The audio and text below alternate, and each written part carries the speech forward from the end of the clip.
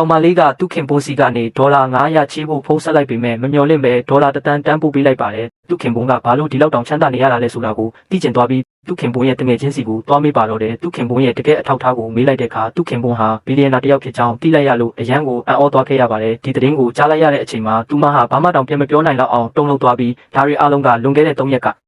စတင်ခဲ့တာပါလွန်ခဲ့တဲ့3ရက်ကကောင်မလေးရဲ့မိဖြစ်သူကတစ်နှစ်ကိုဒေါ်လာ4 သိန်းရတဲ့ဆရာဝန်တစ်ယောက်နဲ့အောင်သွယ်ပေးခဲ့ပါတယ်မရီနဲ့မိဘတွေရဲ့စီစဉ်မှုကိုမငင်းဆန်နိုင်တာကြောင့်နောက်တစ်နေ့မှာဆရာဝန်နဲ့တွေ့ဖို့အတွက်ဆေးရုံကိုရောက်လာခဲ့ပါတယ်ဒါပေမဲ့လူချင်းတွေ့လိုက်ရတဲ့အခါတပ်ပုံတွေကလူနဲ့လုံးဝမတူပဲကွာခြားနေတာကိုမြင်ပြီးသူမဟာတော်တော်လေးအံ့အားသင့်သွားခဲ့ရတာပါထိုလူကသူ့ကိုယ်သူအပြင်မှာပူချောတယ်လို့ပြောနေပေမဲ့သူ့ရဲ့ရုပ်ဆိုးတဲ့အမူအရာတွေကိုကြည့်ပြီးသူမကတော့ရွှေရှာနေမိပါတယ်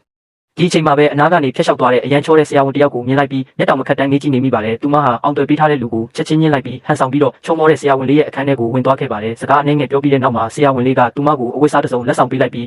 အစ်စ်လဲလိုက်တဲ့အခါသူမဟာအရန်လာသွားပါတယ်ဆရာဝန်လေးကသူမကိုတွေ့ချင်းချစ်မိသွားပေမဲ့အိမ်ပြန်ရောက်တဲ့အခါမှာတော့အောင်သွယ်ပေးတဲ့လူကိုညှင်းခဲ့လို့မရဖြစ်သူရဲ့စူပူချင်းကိုခံလိုက်ရပါတယ်ကောင်မလေးကအဲ့ဒီလူကိုမကြိုက်ဘူးလို့ပြက်ပြက်တတပြောလိုက်တဲ့အတွက်မရီကပါရိုက်လိုက်ပြီးအတင်းလက်ထက်ခိုင်းပါတော့တယ်သူမဟာအိမ်အောင်မပြုတ်ချင်ကြောင်းမိခင်ဖြစ်သူကိုငိုယိုပြောပြနေပေမဲ့မရီကတော့သူမကိုအခန်းထဲမှာအတင်းပိတ်လောင်ထားလိုက်ပါတယ်ဘလို့ပဲတောင်းပန်ပါစေအရာမထင်တဲ့အဆုံးမှာသူမဟာဆရာဝန်လေးစီဖုန်းဆက်ပြီးအမြန်ဆုံးလက်ထက်ချင်တယ်လို့ပြောလိုက်ပါတယ်ဆရာဝန်လေးဟာဆေးရုံကအစည်းအဝေးကိုချက်ချင်းရက်ပစ်လိုက်ပြီးသူမကိုကဲထုတ်ဖို့အတွက်အမြန်ဆုံးထွက်လာခဲ့ပါတော့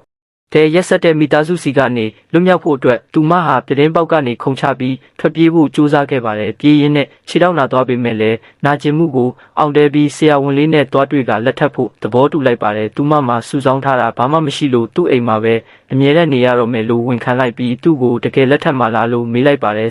ဆရာဝန်လေးကသူမကိုတင်းတင်းကြပ်ကြပ်ပွေးဖက်လိုက်တဲ့အခါသူမဟာရှက်သွားပြီးနောက်တစ်နေ့မှပဲနှစ်ယောက်သားလက်ထပ်စာချုပ်ချုပ်လိုက်ကြပါတယ်အခုတော့သူတို့နှစ်ယောက်ဟာတရားဝင်လင်မယားတွေဖြစ်သွားကြပြီမို့ကောင်မလေးခများရင်ခုန်တန်တွေမြန်နေပြီးရှက်ကိုရှက်ကန်ဖြစ်နေရှာပါတယ်သူမကဆရာဝန်လေးကိုသူ့အိမ်မှာပဲလိုက်နေဖို့ခေါ်လိုက်ပေမဲ့ဆရာဝန်လေးကတော့သူ့မှာတိုက်ခန်းတစ်ခန်းရှိပြီးသားမို့အဲ့ဒီကိုပဲလိုက်ခဲ့ဖို့ပြောလိုက်ပါတယ်